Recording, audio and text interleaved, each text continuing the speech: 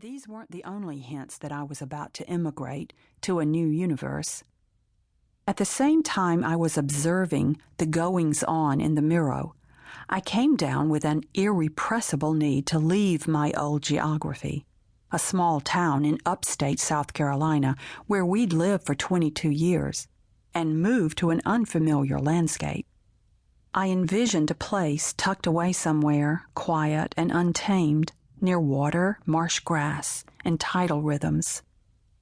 In an act of boldness or recklessness or some perfect combination thereof, my husband Sandy and I put our house on the market and moved to Charleston, where we subsisted in a minuscule one-bedroom apartment while searching for this magical and necessary place.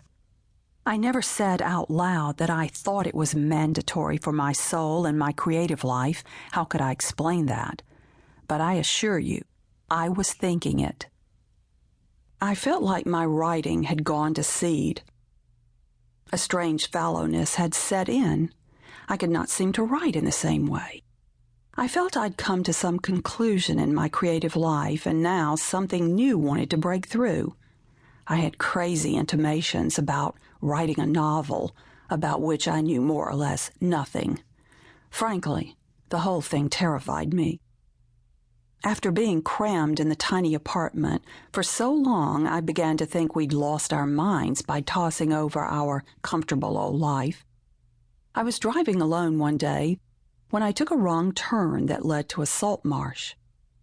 I stopped the car by a for sale sign on an empty lot, climbed out, and gazed at an expanse of waving spartina grass with a tidal creek curling through it. It was low tide. The mudflats glinted with oyster shells, and egrets floated down to them like plumes of smoke. My heart tumbled wildly. I belonged to this place. Perhaps living here, my creative life would crack open like one of those oyster shells, or sweep in like the tides, brimming and amniotic. In those days, the longing I felt to bring forth a new voice, some new substance in myself, almost knocked me down. I called Sandy. I'm standing on the spot where we need to live. To his everlasting credit, he did not say, "Don't you think I need to see it first?" Or, "What do you mean you don't know the price?" He heard the conviction and hunger in my words. After a pause, a fairly long one, he said, "Well, okay, if we really need to." Later, I went to the store and bought a red leather journal. I carried it blank and unchristened to the lot beside the salt marsh where we now planned to build our house. Construction hadn't started, wouldn't start for a few months. I sat on a faded beach towel beneath a palmetto palm and began making a list of 100 things to do before I die. I started off with a 10K race and riding a hot air balloon over Tuscany. I didn't like running and really had no desire to travel by balloon.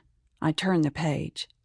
Finally, I began to write about becoming an older woman and the trepidation it stirred, the small, telling betrayals of my body, the stalled, eerie stillness in my writing, accompanied by an ache for some unlived destiny.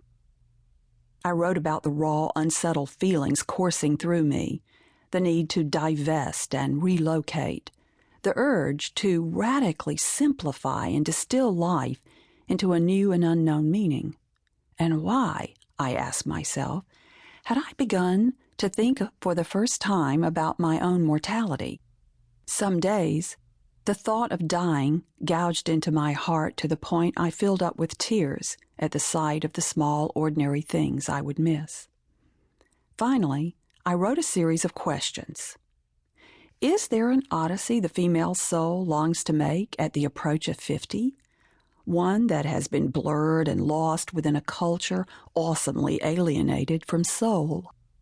If so, what sort of journey would that be? Where would it take me? The impulse to go to Greece emerged out of those questions. It seized me before I got back to the minuscule apartment. Greece.